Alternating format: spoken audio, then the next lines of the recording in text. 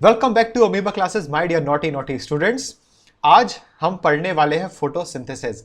Last lecture में जैसा कि आपने देखा होगा हमने ट्रांसपिरेशन खत्म कर दिया है, हो चुका है। आज हम फोटोसिंथेसिस की शुरुआत करने वाले हैं। तो आज के लेक्चर में आपको बेसिक चीजें बताई जाएंगी फोटोसिंथेसिस से रिलेटेड। उसकी इक्वेशन में क्या क्या छुपे हुए राज हैं वो आपको बताया जाएगा। तो फोटोसिंथेसिस में आपको आज बहुत ज़्यादा कुछ नया सीखने को मिलने वाला है।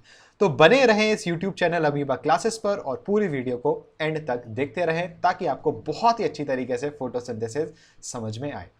अगर आप इस YouTube चैनल पर नए हैं तो अमीबा क्लासेस चैनल को सब्सक्राइब जरूर करें और वीडियो पूरा देखने के बाद लाइक जरूर करके जाएं। तो चलिए शुरू करते हैं बिना टाइम वेस्ट किए। चलिए, तो आज अंधेरा अंधेरा हो गया। चलो भाई, तो स्टार्ट करते हैं। काफ़ी बच्चे आ गए हैं जो कि अच्छी बात है। और कहाँ चला गया ये चलिए, तो स्क्रीन हमने वो कर दी है विजिबल। सो आई होप सभी को स्क्रीन दिखाई देने लगी होगी। और चलो भाई, तो यहाँ पे शुरू करते हैं भाई। यहाँ पे अभी अपन को बुक की ज़रूरत नहीं है, इसलिए अपन सिर्फ वाइट बोर्ड का यूज़ करने वाले हैं आज। माइक ऑफ कीजिए बच्चे, किसी का माइक ओपन है? हाँ, बहुत बढ़िया, ऐसे ही माइक ऑफ कर दिया कीजिए। अच्छे बच्चे हो ना तुम लोग, प्यारे प्यारे बच्चे, मतलब कहने के प्यारे बच्चे हो, असलियत तो तुम ही जानते हो। तुम जानते हो, तुम्हारे खास दोस्त जानते हैं तुम लोग की असलियत है। बाकी कुछ कुछ आसिफ सर भी जानते हैं तुम लोग की असलियत, वो तो पब्लिकली कही नहीं जाती है। बट चलो, हाल फिलहाल सभी अच्छे बच्चे हैं, शुरू करते हैं फटाफट। तो बच्चे, प्लांट फिजियोलॉजी का ये सेकंड लास्ट टॉपिक है, चैप्टर है, जिसको हम क्या बोलते हैं, फोटोसिंथेसिस। ठीक है, जैसे कि नाम में ही काम रखा हुआ है। फोटो का मतलब लाइट, फोटो का मतलब यहाँ सेल्फी नहीं है कि अरे सर सेल्फी का सिंथेसिस करना फोटोसिंथेसिस, ना ही वो कुछ आशीष चंचलानी वाली डेफिनेशन बोलने वाले हैं। तुम लोग ने वो आशीष चंचलानी की वीडियो देखी होगी आई गेस, है ना, जिसमें वो खतरनाक सी फोटोसिंथेसिस की डेफिनेशन बताता है। ठीक है, तो वो भी मज़ेदार थी। बट हाल फिलहाल उन कंसेप्ट्स को साइड में रखते हुए हम सीखते हैं कि भाई वाकई में बायोलॉजी वाली फोटोसिंथेसिस क्या है। तो फोटो का मतलब क्या होता है बच्चे? लाइट। ठीक है, सिंथेसिस का यहां क्या मतलब है? फॉर्मेशन। तो ओवरऑल देखा जाए, photosynthesis is the process in which there is a formation of something with the help of light. ठीक है, बड़ी ही लेम भाषा, आसान भाषा में ये सिंपल सी डेफिनेशन हो गई। बट छोटी छोटी क्लासेस में आपने, जब नर्सरी में थे आप, एलकेजी में थे, यूकेजी में, तब आपने फोटोसिंथेसिस की डेफिनेशन पढ़ी होगी, the process by which green plants make their own food, है ना। तो सबसे पहली डेफिनेशन जनरली आप 6th क्लास में पढ़ लेते हो, the process by which green plants. तो यहां पे सबसे पहला इंपॉर्टेंट क्या मिला? Green plants, the process by which the green plants make their own food. क्या बनाते हैं? खाना बनाते हैं। ठीक है, अब यहां पे एक छोटा सा टर्म आता है, बड़ा सिंपल सा, ऑटोट्रॉप्स। कौन सा टर्म? ऑटोट्रॉप्स, है ना। आपको पता होगा ऑटोट्रॉप्स क्या होते हैं, वो प्लांट्स जो खुद खाना बनाते हैं, और हेटरोट्रॉप्स वो होते हैं जो दूसरे के ऊपर डिपेंडेंट रहते हैं फूड के लिए। तो प्लांट्स की बात करें, प्लांट्स क्या है? ऑटोट्रॉप्स। और वो ऑटोट्रॉप्स क्यों है? क्योंकि वो अपना खाना जो है वो खुद बना रहे हैं फूड के फॉर्म में। और वो जो फूड बन रहा है वो प्लांट के किस पार्ट में बन रहा है? वो बन रहा है, जो पार्ट कैसा होगा? हरा भरा होगा, ग्रीन कलर का जो पार्ट होगा। तो ग्रीन प्लांट्स को हमने पूरा टर्म दे दिया। ठीक है, डिटेल में अभी आएंगे अपन धीरे धीरे, परेशान मत हो ना, बहुत डिटेल में जाएंगे इस चैप्टर में। तो अभी अपन वार्म अप कर रहे हैं, ठीक है ना। वो डायलॉग नहीं था टाइगर श्रॉफ का, ये जो तुम्हारा टॉर्चर है वो मेरा वार्म अप है। तो अभी तुम लोग का वार्म अप चल रहा है, टॉर्चर कल शुरू होगा जब खतरनाक खतरनाक चीजें शुरू होंगी। ठीक है, तो ये अभी तो सिर्फ वार्म अप है आपका। ठीक है, चलिए, तो यहाँ पे जैसे कि आपने पढ़ा है कि भाई जो फोटोसिंथेसिस है बच्चे, फोटोसिंथेसिस को करने के लिए हमें 4 रॉ मटेरियल्स या 4 रिएक्टेंट्स की जरूरत होती है। ठीक है, सबसे पहला जो रिएक्टेंट है वो हमारे पास एटमॉस्फेयर से आती है एक गैस, जिसको हम क्या बोलते हैं, carbon dioxide, right. So carbon dioxide is obtained from the atmosphere और एयर, ठीक है। बिना कार्बन डाइऑक्साइड के फोटोसिंथेसिस नहीं होने वाला। तो हवा से क्या मिल गई, कार्बन डाइऑक्साइड। और कौन से, आप लोग बताएंगे फटाफट से टाइप करके कि कौन से ऐसी लोकेशन है जहां से कार्बन डाइऑक्साइड की एंट्री पॉसिबल है। कार्बन डाइऑक्साइड लीव्स में कहां से एंटर करेगा बच्चे, बताओ भाई। स्टोमेटा, ठीक है, stoma, stomata, stomatal apparatus, stomatal aperture, कई सारे नाम एक ही चीज के हैं हाल फिलहाल ऑलमोस्ट, ठीक है। तो कार्बन डाइऑक्साइड वहां से एंटर कर जाती है लीव्स में, करेक्ट। दूसरा, अभी अभी हमने कुछ हफ्ते पहले एक सबसे पहला चैप्टर जो पढ़ा था प्लांट फिजियोलॉजी का, वो कौन सा था, absorption of water by roots, कि किस तरीके से पानी एब्जॉर्ब होता है। मतलब कि दूसरी चीज जो जरूरी है प्लांट के लिए फोटोसिंथेसिस करने के लिए, वो क्या है, पानी। और पानी आपको बहुत ही ज्यादा अच्छी तरीके से समझ में आ चुका है कि सॉइल से लेके वो पानी लीफ तक कैसे जाता है। आई होप सभी को पता चल गया होगा कि सबसे पहले रूट हेयर के अंदर ऑस्मोसिस के थ्रू जाएगा, फिर सेल टू सेल ऑस्मोसिस होगी, एपिडर्मस, कॉर्टेक्स, एंडोडर्मस, पेरीसाइकिल, फिर जाइलम में एंटर करेगा, जाइलम से ऊपर चढ़ेगा तो वहां पे कोहेशन, टेंशन, एडेशन थ्योरी आएगी, ट्रांसपिरेशन, पुल जनरेट होगा, और वो एसिंटोसेप करते करते करते करते ब्रांचेस में जाते जाते फाइनली कहां पहुंच जाएगा, पानी लीव्स में पहुंच जाएगा। ये हम पढ़ चुके हैं ऑलरेडी। तो इस तरीके से उस पेड़ को कार्बन डाइऑक्साइड भी मिल गई, उस प्लांट को, उस लीफ को वाटर भी मिल चुका है, ठीक है। अब तीसरी चीज जो आती है वो आती है जो कोई मिल गया कि जादू को बहुत बहुत जरूरी थी उसकी पावर्स को एक्टिवेट करने के लिए, और वो थी क्या, धूप। तो धूप को हम क्या लिखते हैं, सनलाइट, ठीक है ना। तो सिंपल सी है भाई। तो जैसे उस जादू को सनलाइट से एनर्जी मिलती थी, ऐसे ही हमारा जो प्लांट है उसको भी खाना बनाने के लिए सनलाइट की जरूरत है, ठीक है। स्पेलिंग सही है ना, LIGHT, हाँ जी, सनलाइट की जरूरत है। तो ये तीन चीजें जो हैं, ध्यान से समझना, ये तीन चीजें जो हैं बच्चे, कार्बन डाइऑक्साइड, वाटर और सनलाइट, ये हमें बाहर से मिल रहा है। मतलब प्लांट के पास नहीं है, उसको बाहर से लेना पड़ रहा है, ठीक है। और फोर्थ जो बहुत ही ज्यादा इंपॉर्टेंट मटेरियल है जो प्लांट के पास खुद प्रेजेंट होता है, वो क्या है, जो प्लांट के पास खुद प्रेजेंट होता है और उसकी हेल्प से भी फोटोसिंथेसिस होता है। बहुत बढ़िया प्रियांशु वर्मा। क्या होता है बच्चे, क्लोरोफिल, CHLOROPHYLL, ठीक है। और सभी लोग जानते हैं कि भाई ये जो क्लोरोफिल है, ये क्लोरोफिल कैसा पिगमेंट होता है, ग्रीन पिगमेंट होता है। और फटाफट से टाइप करके बताओ, ये क्लोरोफिल जो पिगमेंट है वो कौन से प्लास्टिड में मिलता है, क्रोमोप्लास्ट की ल्यूकोप्लास्ट। ये क्लोरोफिल जो है वो कौन से प्लास्टिड में मिलता है, क्रोमो की ल्यूको। जहीन कंफ्यूज हो गई तो सही जवाब जो है वो है क्या, क्लोरो, ठीक है ना, क्लोरोप्लास्ट, ना ही क्रोमोप्लास्ट है और ना ही ल्यूकोप्लास्ट है। सही जवाब क्या है, क्लोरोप्लास्ट, ठीक है। तो कोई बात नहीं, गलती करते हो तो सीखते हो, ठीक है। तो ऑप्शंस हम इसीलिए उल्टे सीधे देखते हैं कि आप ध्यान से उसको सुन रहे हो और सही जवाब दे पा रहे हो। और अगर कोई गलती कर रहा है तो वो सीखेगा कि हाँ भाई ये वाली गलती एग्जाम में नहीं करना, क्योंकि कंफ्यूज तो हो गई होगे, ठीक है। चलिए तो आगे बढ़ते हैं भाई। तो क्लोरोफिल प्लास्टिड कौन सा हो गया, क्लोरोप्लास्ट, जिसका हम आगे स्ट्रक्चर देखने वाले हैं, ठीक है। तो अब ये चार चीजें हैं जो फोटोसिंथेसिस की रिएक्शन को आगे बढ़ाती हैं। तो अब रिएक्शन कैसे होगी समझना। कार्बन डाइऑक्साइड जो है, कार्बन डाइऑक्साइड कहां से मिली, एटमॉस्फेयर में से, बहुत अच्छी बात है। पानी कहां से मिला, सॉइल से मिला, आपने पानी डाला था पेड़ों में या बारिश हुई थी तो पानी इस तरीके से मिल गया, ठीक है। और सनलाइट से हमें क्या मिली, मतलब लाइट मिली फोटॉन्स के फॉर्म में। तो यहां हमने एरो के ऊपर क्या लिख दिया, सनलाइट। और साथ ही साथ क्लोरोफिल की भी रिक्वायरमेंट थी, तो यहां पे हमने क्या लिख दिया, क्लोरोफिल। तो ध्यान से समझना, डेफिनेशन धीरे धीरे कंप्लीट होगी।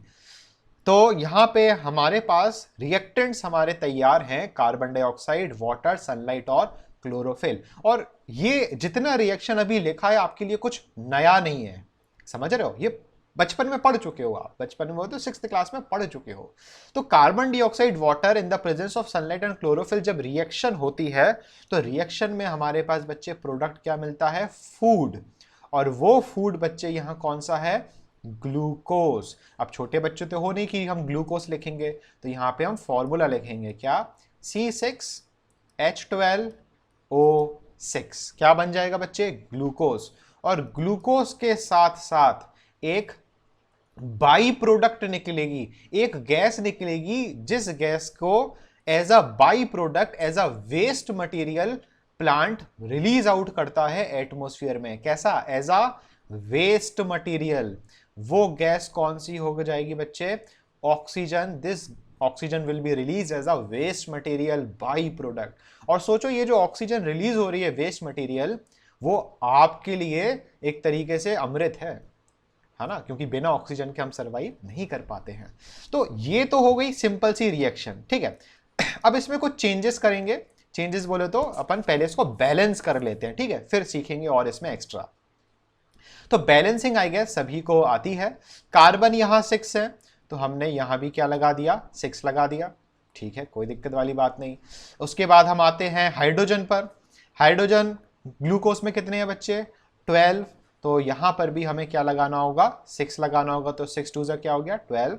और बची ऑक्सीजन, तो ऑक्सीजन यहाँ पे 6 2 12 और यहाँ पर 6, तो टोटल ऑक्सीजन कितनी है, 18। तो यहाँ पर हमें, यहाँ पर 6 ऑलरेडी है, तो अगर यहाँ पर हम 6 लगा देंगे तो 6 2 12 और 12 + 6 हो जाएगी 18। तो ये जो आप इक्वेशन देख रहे हो बच्चे, ये इक्वेशन जो है ये क्या हो चुकी है, बैलेंस हो चुकी है, ठीक है। तो रेड कलर से हमने बैलेंस कर दी। अब ध्यान से सुनना, ये इक्वेशन बेसिक इक्वेशन है जो आप छोटी क्लासेस में पढ़ते थे, ठीक है, क्योंकि अब हम चेंजेस करने वाले हैं। किस में पढ़ते थे आप, छोटी क्लासेस में पढ़ते थे, 9th तक हो सकता पढ़ते थे।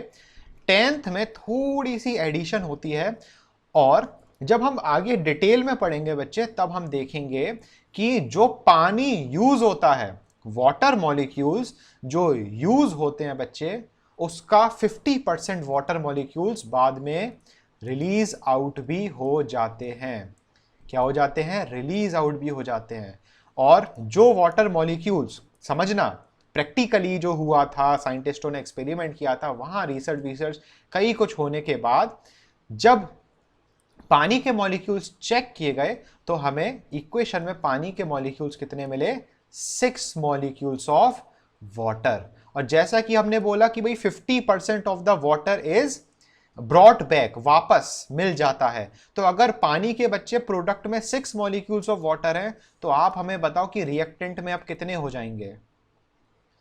अगर 50% होता है तो रिएक्टेंट में कितने हो जाएंगे बच्चे, रिएक्टेंट में 12 मॉलिक्यूल्स हो जाएंगे, किसके, वाटर के। तो ये जो इक्वेशन बच्चे आपको व्हाइट बोर्ड पर दिखाई दे रही है, ये है फाइनल और कंप्लीट इक्वेशन जो आपको एग्जाम पॉइंट ऑफ व्यू से याद रखनी है, सीखनी है, समझनी है, ठीक है।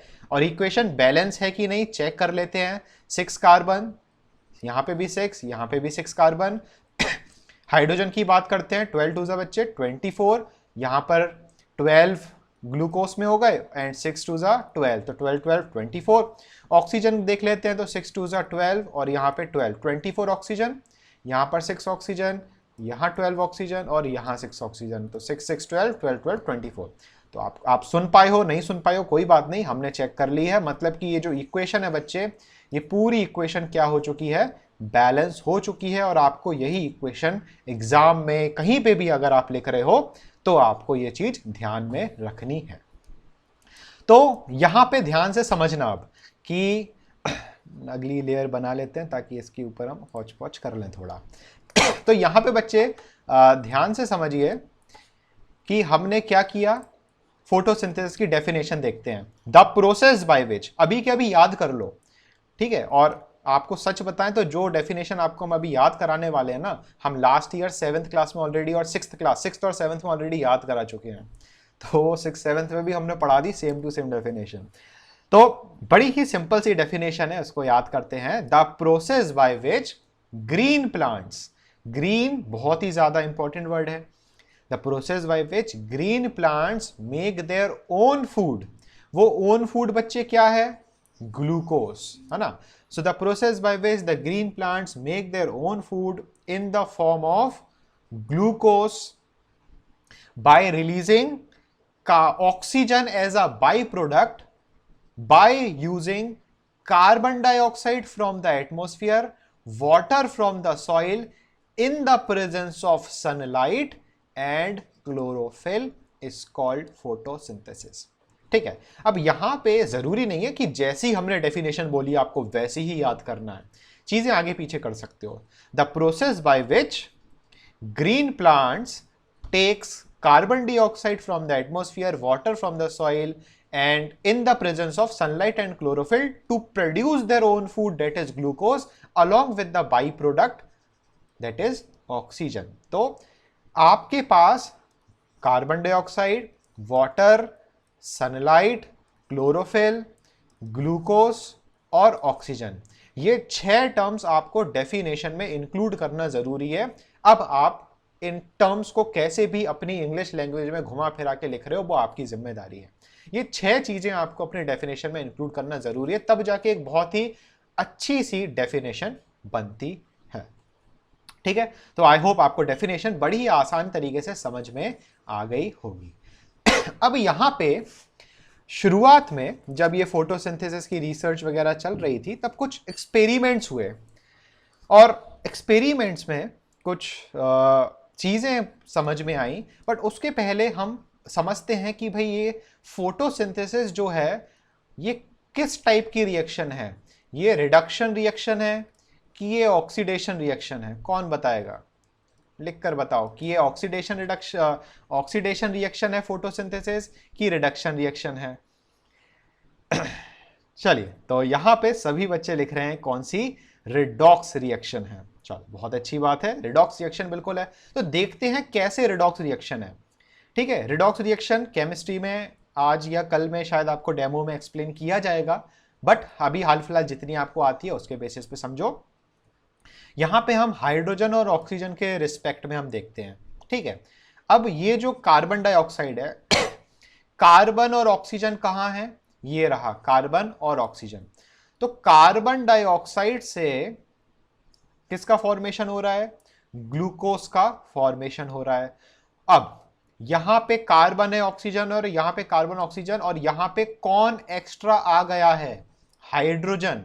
And addition of hydrogen is called what? Addition of hydrogen is called what? Reduction.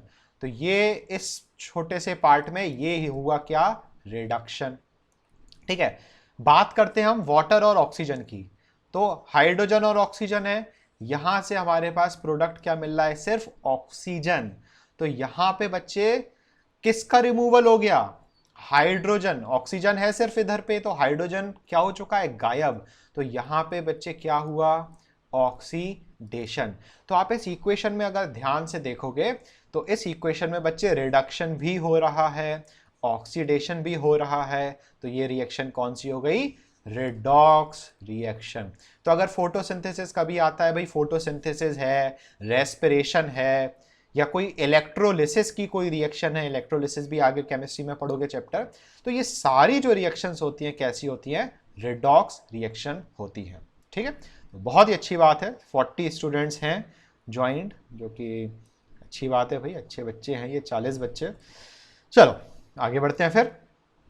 अब बच्चे, जैसे कि हमने यहां पर आपको बोला कि ये जो कार्बन डाइऑक्साइड है, कार्बन डाइऑक्साइड ने ही ग्लूकोज बनाया, और हम बोल रहे हैं कि वाटर से ही ऑक्सीजन बनी है। पर यह भी तो हो सकता है बच्चे कि कार्बन डाइऑक्साइड का ये जो ऑक्सीजन है उसने ऑक्सीजन रिलीज कर दिया हो, समझ रहे हो? और वाटर का जो ऑक्सीजन है उसने ग्लूकोज के ऑक्सीजन एटम को फॉर्मेशन कर दी हो, समझे? तो यहां पे एक्सपेरिमेंट है कि कैसे प्रूव किया कुछ साइंटिस्टों ने कि भाई कौन सा एटम क्या चीजें बना रहा है, उसको हम समझेंगे। ठीक है, प्रियांश सेन क्यों प्रेजेंट कर रहे हो बच्चे? क्या चाहते हो प्रियांश? है तुम लोग राज खोलते हो। अरे अभी पिछले मैच में पता क्या हुआ था? एक बच्चे ने कबीर सिंह शुरू कर दी। प्रेजेंटेशन में कबीर सिंह चला दी उसने। तो 5 मिनट हम सब लोग ने कबीर सिंह देखी, फिर सारे बच्चों ने। पता नहीं कौन था वो। तो 5 मिनट वो वाला सीन चल रहा था, वो नहीं बुलेट में प्रीति को बिठा के ले जाता, वाह वाह वाला वाह वाह वाला। 5 मिनट हम लोग कबीर सिंह ही देखते रहे। तो गजब गजब बच्चे होते हैं। तो आप लोग बच्चे ऐसा ना करें। वो तो मूड अच्छा था इसलिए हमने कुछ बोला नहीं बच्चों को, बट 9th क्लास थी वो। 9th, छोटे बच्चे हैं, उनको कच्ची लोई होती है उनकी, तो माफ़ कर दिया जाता है। बट आप लोग ऐसी खुरापाती मत करना, आपको सीधे ग्रुप निकाला, अमीबा निकाला कर दिया जाएगा, तो ऐसी गलती मत करना आप लोग, ठीक है ना। कनक सिंह, यहाँ कुछ नहीं करना है बच्चे, यहाँ पढ़ाई करना है, ठीक है।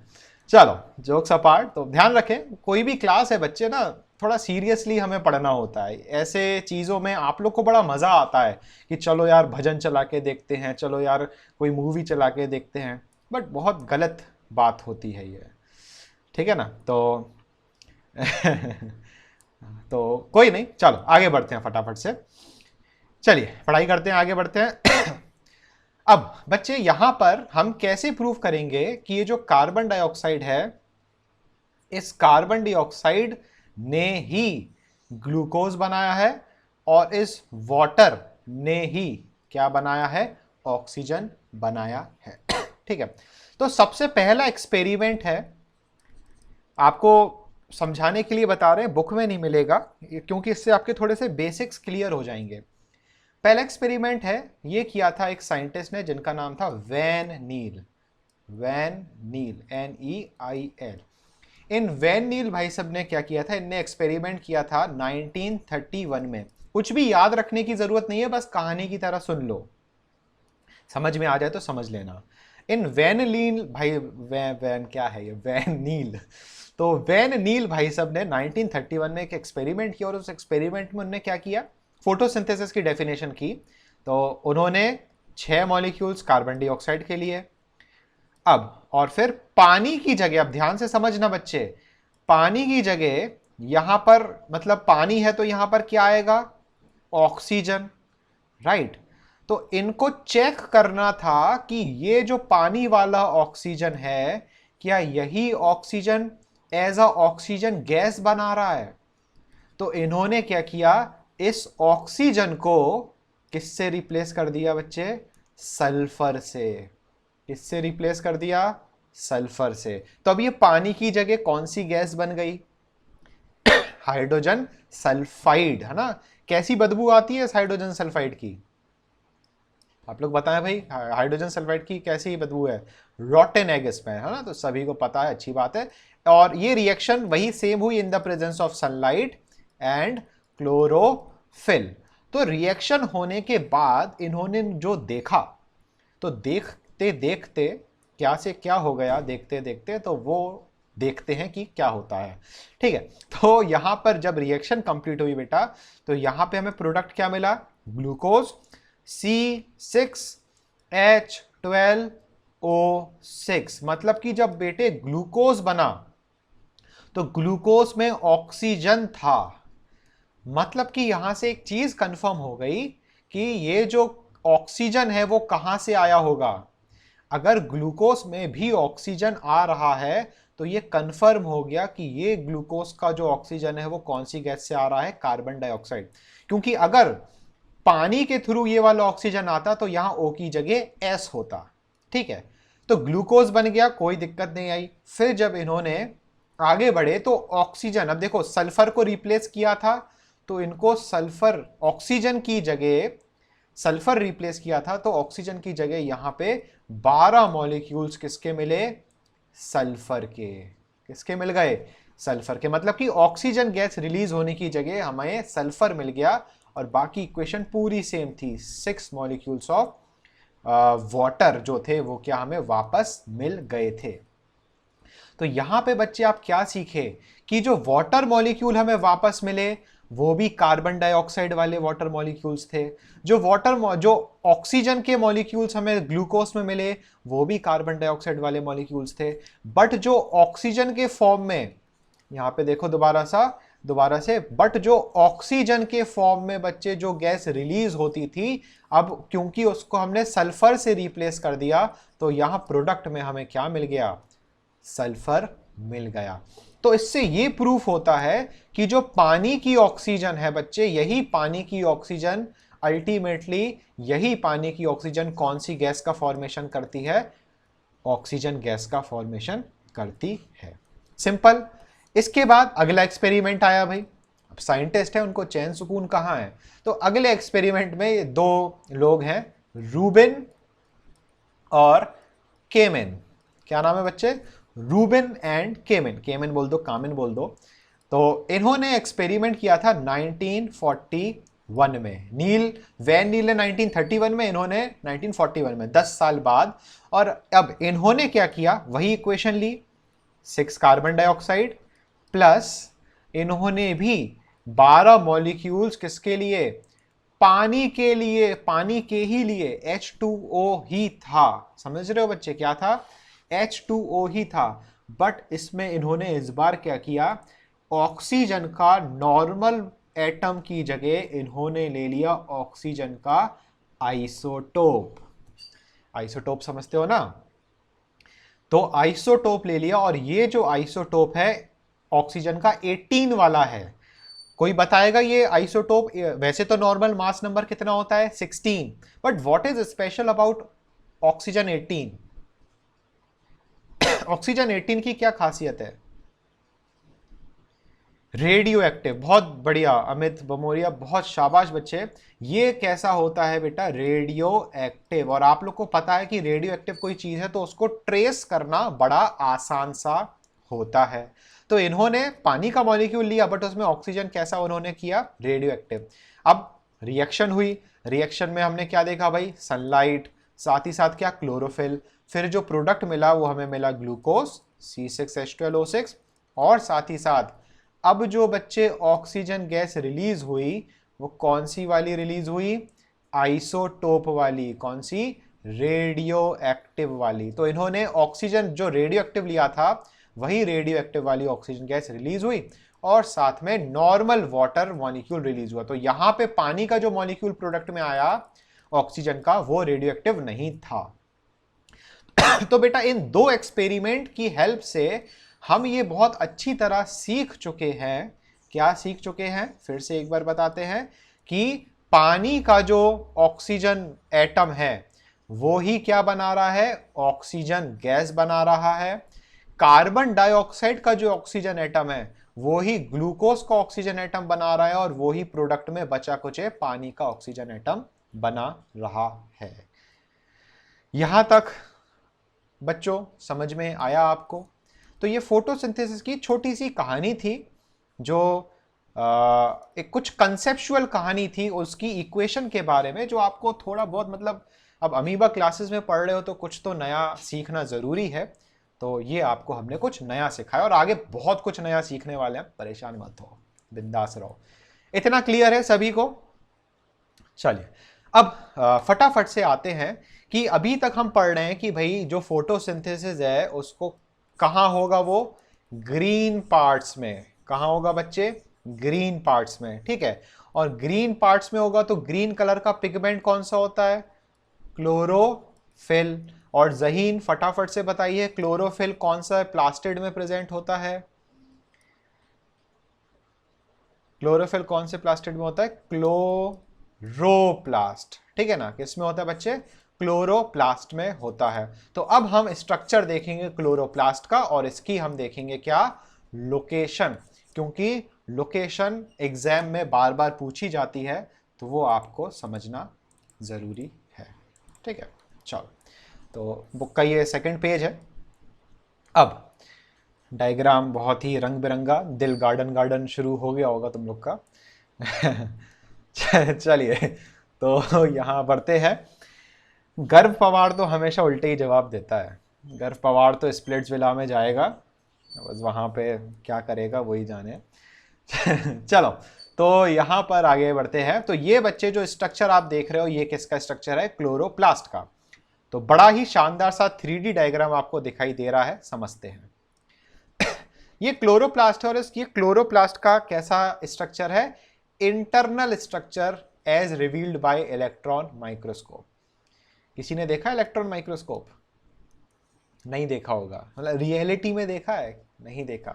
हमने देखा एक बार एज अ इंटर्न, हम वहाँ गए थे एम्स, जो वहाँ है ना न्यू दिल्ली में। तो खैर दिल्ली यूनिवर्सिटी में थे तो बहुत सारी नए नए अपॉर्चुनिटीज़ मिलती रहती थी। तो एम्स, वहाँ जो मेडिकल कॉलेज है वहाँ गए थे, तो बहुत सारे पूरे एम्स का टूर मिला था हम लोग को। तो उस टाइम इलेक्ट्रॉन माइक्रोस्कोप दिखा था, बहुत बड़ा सा सेटअप होता है उसका इलेक्ट्रॉन माइक्रोस्कोप का। अपने ये नॉर्मल माइक्रोस्कोप जैसा नहीं है कि तुमने उठाया इधर से उधर रख दिया, बड़ा सा सेटअप होता है इसका। तो चलिए हाल फिलहाल वापस आते हैं। तो इलेक्ट्रॉन माइक्रोस्कोप में बच्चे बहुत ज़्यादा जूम पावर होती है ना? इतनी तो सैमसंग के और ऑनर के P30 में भी जूम नहीं होता है जितना इलेक्ट्रॉन माइक्रोस्कोप में हम जूम कर सकते हैं। ठीक है, तो स्ट्रक्चर देखते हैं फटाफट से। स्ट्रक्चर की बेटा आपको दो मेम्ब्रेन्स दिखाई देती हैं। बाहर वाली जो मेम्ब्रेन है इसको क्या बोलेंगे हम? Outer chloroplast membrane.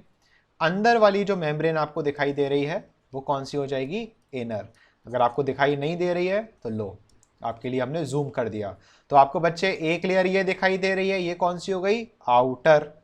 ठीक है, और इसके बाद यहाँ पे हमने देखा तो अंदर वाली जो दिखाई दे रही है लेयर, ये कौन सी हो गई बच्चे? इनर लेयर हो गई है। ठीक है, तो आउटर क्लोरोप्लास्ट मेम्ब्रेन और inner chloroplast membrane. Right, simple सा है। तो यहां पे बच्चे जो लेबलिंग दी गई है वो उन्होंने कैसे दी है? क्लोरोप्लास्ट एनवेलप बोला है, जिसमें उस क्लोरोप्लास्ट एनवेलप में दोनों मेम्ब्रेन को इंक्लूड किया है, टू मेम्ब्रेन्स इनर एंड। ठीक है ना? देखो यहाँ गलती हो गई सेलिना से, वो डॉर्सल वेंट्रल वाला सीन भी समझ में आ गया, वो आराम से बाद में एक्सप्लेन करेंगे, बहुत ही मज़ेदार उसमें कंसेप्ट्स हैं। तो ये क्या है? एंड। ठीक है ना? तो two membrane inner and outer. चलो, सेलिना में भी फाइनली गलती पकड़ में आ गई। एक गलती और है सेलिना में आ गई, उसको भी बाद में डिस्कस करेंगे। ठीक है, अब बात करते हैं स्ट्रक्चर के अंदर क्या होता है। तो सबसे पहले तो इस स्ट्रक्चर के अंदर आप ये येलो येलो डर्टी फेलो इस तरीके का फ्लूइड देख रहे होगे। ये जो फ्लूइड आपको दिखाई दे रहा है पानी की तरह, इस फ्लूइड को हम क्या बोलते हैं? स्ट्रोमा। क्या बोलते हैं बच्चे? स्ट्रोमा। स्ट्रोमा का एक और नाम ग्राउंड फ्लूइड।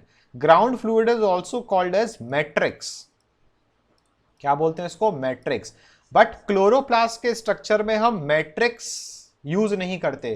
कोई बताएगा आपने मैट्रिक्स फ्लूइड कहां कहां पड़ा है? दो जगह तो हमें अभी अभी याद आ ही रहा है, आप लोग से पहले हम जानना चाहेंगे। ठीक है, पहला यहाँ पे श्रेया ने बताया, और किस किसने पहले लिखा भाई? अमित ने लिखा। ठीक है, तो पहला तो हो गया कौन सा? माइटोकॉन्ड्रिया। ठीक है, दूसरा किसी को याद है मैट्रिक्स और कहां पढ़ा आपने मैट्रिक्स? टिश्यू चैप्टर में। बहुत बढ़िया, टिश्यू चैप्टर में जो आपने बच्चे कनेक्टिव टिश्यू पढ़ा है ना, कनेक्टिव टिश्यू में भी क्या होता है? मैट्रिक्स होता है, फ्लूइड होता है ना? मैट्रिक्स को ही फ्लूइड बोला, साथ ही साथ उसमें हमने क्या देखे थे? फाइबर्स, और क्या होते थे? सेल्स।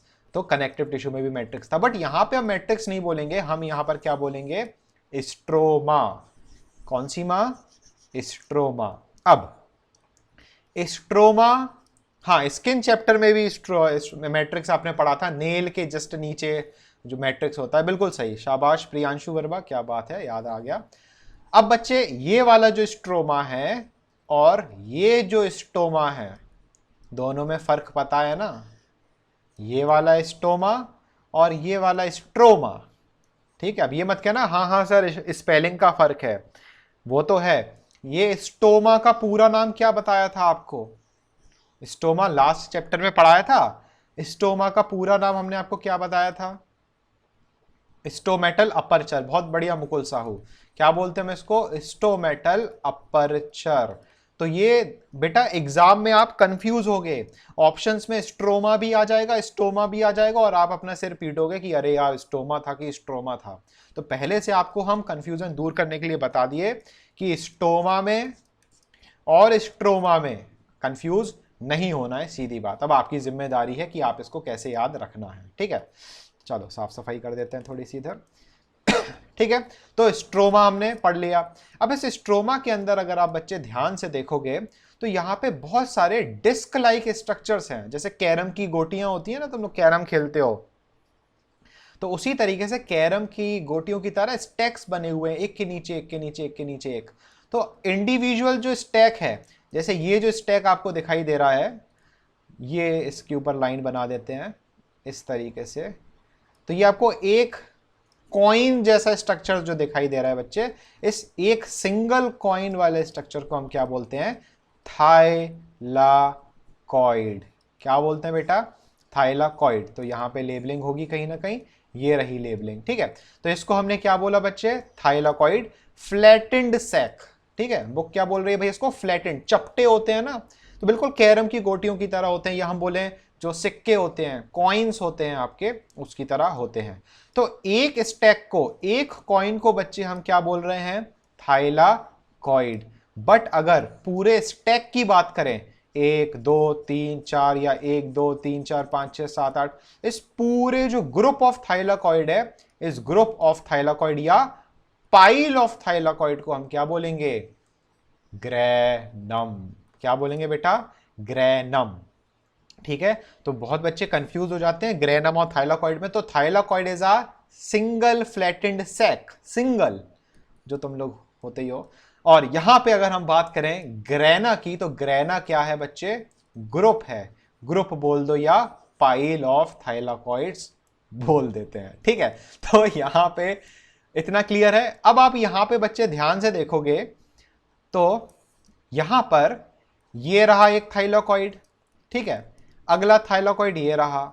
दो थाइलाकॉइड को जोड़ने के लिए एक बीच में स्ट्रक्चर लगा हुआ है, जैसे वो नहीं होते हैं ट्विन्स टावर ऑफ मलेशिया, है ना। एक ऐसे ट्विन टावर रहता है, दूसरा इस तरीके से रहता है, और दोनों ट्विन टावर क्या होते हैं? बीच से क्या होते हैं? जुड़े होते हैं, कि आप एक बिल्डिंग से दूसरी बिल्डिंग में उस कनेक्शन के थ्रू जा सकते हो। तो इसी तरीके से यहां पर भी अगर हम बात करें बेटा, तो यहां पर भी दो ग्रैनम के बीच में क्या होते हैं? कई सारे कनेक्शंस होते हैं।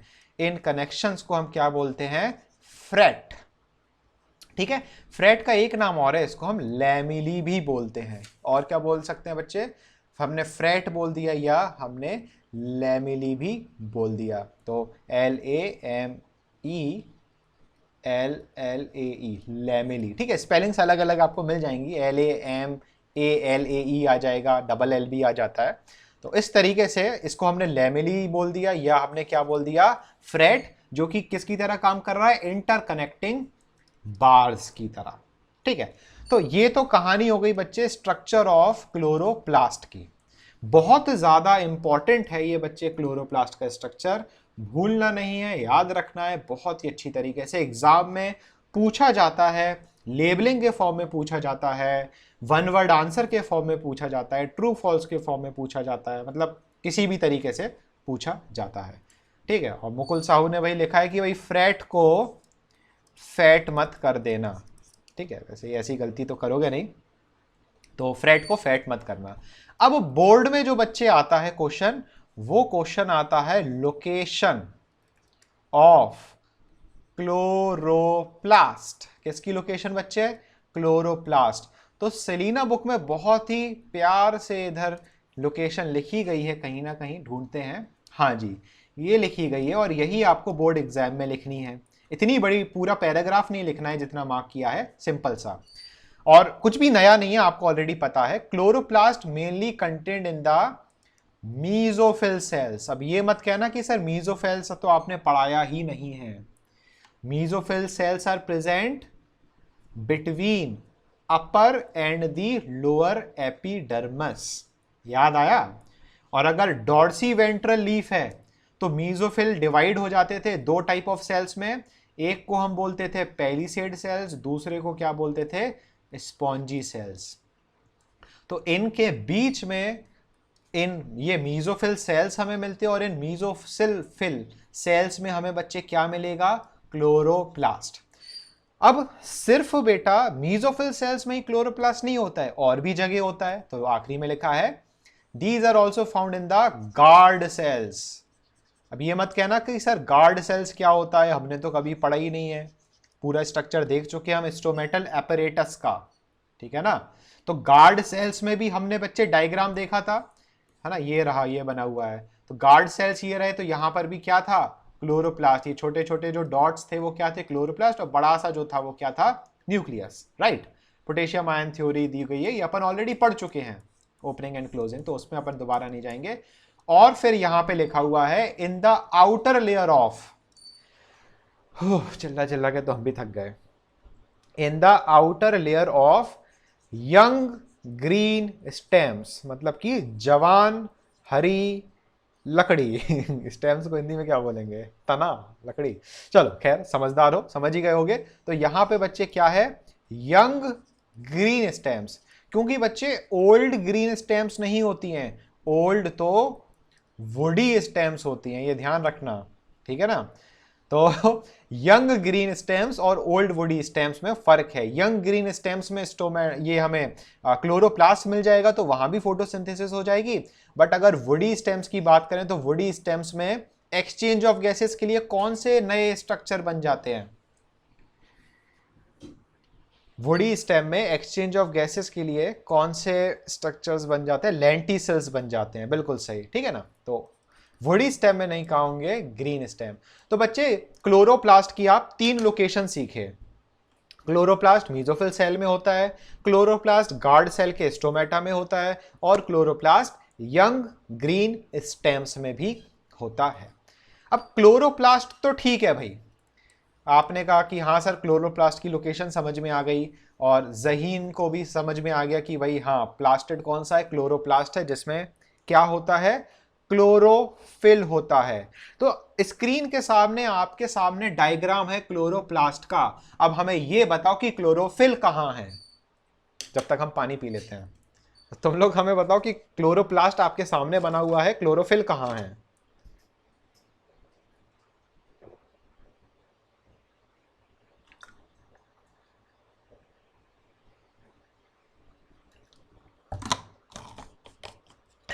इसके अंदर, किसके अंदर भाई बीच में, किसके बीच में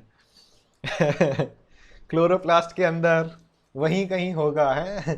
चलो, स्नेहा अग्निहोत्री का मैसेज आया है, thylakoid membrane, inside thylakoid, thylakoid. चलो 3 जवाब आए हैं थाइलाकॉइड से रिलेटेड, बट तीनों जवाब में, मतलब स्नेहा, देव और जहीन, तीनों के जवाब में सही जवाब स्नेहा का है थाइलाकॉइड मेम्ब्रेन, इनसाइड आउटसाइड नहीं, ठीक है। चलो अच्छी बात है, सभी ने ट्राई किया। तो इसको बच्चे हमने जूम किया, तो यहां पे बच्चे आप देखो थाइलाकॉइड की ये क्या है, मेम्ब्रेन ही तो है। अंदर से थाइलाकॉइड क्या होता है, हॉलो होता है। अंदर से थाइलाकॉइड कैसा होता है बच्चे, हॉलो होता है। तो अगर हॉलो है तो फिर थाइलाकॉइड की क्या होगी, मेम्ब्रेन होगी कि नहीं होगी, पूरे उसके सरकमफेरेंस में उसकी क्या होगी, ये मेम्ब्रेन ही तो होगी। और इसी मेम्ब्रेन में बच्चे मिलता है क्या हमें, क्लोरोफिल। तो अगर कभी भी, मतलब जस्ट इन केस अगर पूछा जाता है कि भाई कि क्लोरोफिल इज फाउंड इन, तो एग्जैक्ट लोकेशन आप अगर बताना चाहो तो in the thylakoid membrane in the chloroplast, है ना, मतलब ऐसे आप बता सकते हो। तो आपको हमने बिल्कुल डिटेल में अंदर की तरफ ले गए, ठीक है। इस चैप्टर में हम चाहे तो बहुत ज्यादा डिटेल में जा सकते हैं, बट उतनी डिटेल में नहीं जाएंगे, नहीं तो तुम लोग कहोगे कि सर क्या कर क्या रहे, बोर्ड का पढ़ा रहे कि क्या कर रहे हैं, ठीक है। तो ज्यादा डिटेल में भी नहीं जाएंगे, बट जितना आपको सीखने के लिए जरूरी है वो हमारी जिम्मेदारी है आपको सिखाना, ठीक है जी। तो यहां स्ट्रक्चर खत्म होता है क्लोरोप्लास्ट का, और कहानी भी क्लोरोप्लास्ट की ऐसे खत्म होती है। उसके बाद फिर ओपनिंग एंड क्लोजिंग स्टोमेटा, आप दुनिया भर का सब कुछ पढ़ चुके हो। अब जो अगली कहानी आती है वो आती है फोटोसिंथेसिस के। अच्छा, एक कुछ चीजें और स्किप हो गई, उसको क्यों अपन स्किप करें फालतू में, हाँ उसको और सीख लो भाई, ये चीजें क्यों स्किप करें। यहां पे बच्चे अगर आप देखोगे, ये ध्यान से पढ़ना, you will be surprise to know that there are 9 types of chlorophyll. कितने टाइप्स, 9 टाइप्स के क्लोरोफिल होते हैं, जिसमें से मोस्ट कॉमन क्लोरोफिल जो है वो है क्लोरोफिल ए, क्लोरोफिल बी। कौन कौन से बच्चे? Chlorophyll A, chlorophyll B, best known and most abundant. अब यहां पे थोड़ा सा आपका फिजिक्स का कंसेप्ट लगाते हैं। अगर हम आपसे बोलते हैं कि आपको जो स्क्रीन है, ये जो मोबाइल की, लैपटॉप की स्क्रीन जो आपको दिख रही है अभी, कौन से कलर की दिख रही है? व्हाइट कलर की दिख रही है। तो कोई कलर आपको व्हाइट क्यों दिखाई देता है? ओके देवी, जा सकते हो आप। एसएफसी वालों का लगता समय हो गया है, अलविदा। बाकी बच्चे इधर ध्यान दें। अगर हम स्क्रीन की बात करें बच्चे, स्क्रीन आपको कैसी दिखाई दे रही है? व्हाइट दिखाई दे रही है, राइट। हमारा क्वेश्चन है क्यों दिखाई दे रही है। मान लो कोई कलर है वो आपको ग्रीन दिखाई दे रहा है, तो हमारा क्वेश्चन है क्यों दे रहा है। कोई कलर है आपको ब्लैक दिखाई दे रहा है, तो हमारा क्वेश्चन है क्यों दे रहा है। कोई कलर है आपको रेड दिखाई दे रहा है, तो हमारा क्वेश्चन है क्यों दिखाई दे रहा है। तो सिंपल सा इसका आंसर है। कोई है जो माइक ऑन करके इसका आंसर देना चाहेगा कि भाई why white is white and green is visible green? What is the reason for this? Physics से रिलेटेड आंसर है, बायोलॉजी से नहीं, तो कंफ्यूज हो जाओ। फिजिक्स का आंसर चाहिए हमें। Because of me because of क्या लिख रहा है? मतलब कोई जवाब नहीं देना चाहेगा अपना माइक ऑन करके, ये तो बड़ी दुखद बात है। बिकॉज ऑफ वेवलेंथ, ये सब पता नहीं क्या क्या आंसर दे रहा है। चलो सुनो, फिर सुनो सुनो।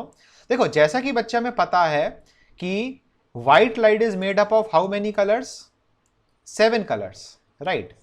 कौन कौन से होते हैं? अगर हम नीचे से शुरुआत करें तो V I B G Y O R, ठीक है। सभी ने पढ़ा है ये स्पेक्ट्रम, तो सभी को पता है ये स्पेक्ट्रम तो क्या होता है, ये विबग्योर, राइट, सभी को पता है। अब यहां पे बच्चे ध्यान से देखना, नीचे की तरफ अगर आप विबग्योर के देखोगे तो यहां पे हमें किसके शेड्स मिल रहे हैं? ब्लू के शेड्स मिल रहे हैं। टॉप पर आप देखोगे तो कौन सा कलर है? रेड कलर, ठीक है। और यहां पर बीच में कौन सा कलर है? Green colour. अब समझना, जब पूरे सातों कलर एक साथ मिक्स होते हैं, सातों कलर एक साथ मिक्स होते हैं, तो हमें व्हाइट कलर दिखाई देता है। कौन सा कलर? व्हाइट कलर दिखाई देता है जब सारे सातों के सातों कलर मिक्स होते हैं। और ये सातों के सातों कलर जो हैं वो रिफ्लेक्ट करते हैं। कोई भी चीज आप कलरफुल तब देख पाते हो जब वो रिफ्लेक्ट होके आपकी आंखों तक पहुंचते हैं, क्योंकि आपकी आंखों तक सारे के सारे सातों कलर पहुंच रहे हैं, इसीलिए वो ऑब्जेक्ट आपको कैसा दिखाई देता है? व्हाइट कलर का। अगर सारे के सारे सातों कलर बच्चे, अगर सारे के सारे सातों कलर उस किसी ऑब्जेक्ट पर एब्जॉर्ब हो गए और रिफ्लेक्ट कोई सा भी कलर नहीं हुआ, रिफ्लेक्ट कोई सा भी कलर नहीं हुआ, तो आपको जो ऑब्जेक्ट है वो कैसा दिखाई देगा? Black colour. मतलब आपके घर में अभी आपके सामने जो काले कलर का ऑब्जेक्ट है, उसका मतलब ये है कि उस ऑब्जेक्ट पर लाइट पड़ रही है और सारे कलर एब्जॉर्ब हो गए और आपकी आंखों तक एक भी कलर नहीं आ रहा है, इसलिए वो ब्लैक दिखाई दे रहा है। कोई व्हाइट आपका घर में ऑब्जेक्ट इसलिए दिखाई दे रहा है क्योंकि सारे के सारे कलर आपकी आंखों तक पहुंच पा रहे हैं। अब बात करते हैं ग्रीन कलर की, कि भाई पेड़ जो है या कोई भी चीज है वो ग्रीन क्यों दिखाई दे रही है? क्योंकि all 6 colours are absorbed, but reflect कौन सा कलर हुआ? सारे कलर एब्जॉर्ब हुए, बट रिफ्लेक्ट कौन सा कलर हुआ? ग्रीन कलर रिफ्लेक्ट हुआ, क्योंकि ग्रीन कलर आपकी आंखों तक पहुंच रहा है बाकी सारे कलर एब्जॉर्ब होने की वजह से, इसलिए कोई चीज आपको ग्रीन दिखाई दे रही है। कोई चीज रेड क्यों दिखाई दे रही है? क्योंकि सारे 6 कलर क्या हो गए? एब्जॉर्ब हो गए, और रिफ्लेक्ट सिर्फ कौन सा कलर हो रहा है आपकी आंखों तक? रेड कलर, इसीलिए कौन सा कलर दिखाई दे रहा है? रेड। तो यही कहानी बच्चे डिब्बे में लिखी हुई है, chlorophyll absorb light at both ends of visible spectrum. Blue वाले शेड्स भी और रेड कलर भी क्या करता है? एब्जॉर्ब करता है। तो अब जो सबसे ज्यादा रिफ्लेक्ट कलर होता है वो कौन सा रिफ्लेक्ट होता है बच्चे? Green colour. That is why chlorophyll appears green. The absorbed blue and red light are most effective for photosynthesis. तो बच्चे अगर हम कहें कि ग्रीन, जो ग्रीन कलर है या जो ग्रीन लाइट है उसकी वजह से फोटोसिंथेसिस होता है क्या? जो ग्रीन कलर है या ग्रीन लाइट है, क्या उसकी वजह से फोटोसिंथेसिस हो रहा? नहीं। फोटोसिंथेसिस के लिए हमें कौन सी लाइट चाहिए? हमें चाहिए ब्लू लाइट, हमें चाहिए रेड लाइट। ब्लू और रेड लाइट में फोटोसिंथेसिस हमें क्या मिलेगा? मैक्सिमम। तो ये जो हरा भरा वाला कंफ्यूजन है वो क्लियर हुआ बच्चे? कुछ नया सीखे ना आप? तो ये ध्यान रखना है आपको, ठीक है। चलो डाउट्स अभी थोड़ी देर में लेते हैं बच्चे, आज यहाँ तक ख़त्म करते हैं। कल हम बहुत ही इम्पोर्टेंट लेक्चर पढ़ने वाले हैं, सीखने वाले हैं, इसलिए कल गायब मत होना, क्योंकि कल बहुत ही ज़्यादा इम्पोर्टेंट चीज़ें हम देखने वाले हैं। तो अगर आप YouTube पर अभी तक देख रहे हैं और अमीबा क्लासेस चैनल को सब्सक्राइब नहीं किया है तो सब्सक्राइब जरूर करके जाएं, क्योंकि यहाँ रेगुलरली क्लास 9 और 10 की वीडियोस अपलोड होती रहती है। तब तक के लिए आसिफ सरकार, टाटा बाय बाय।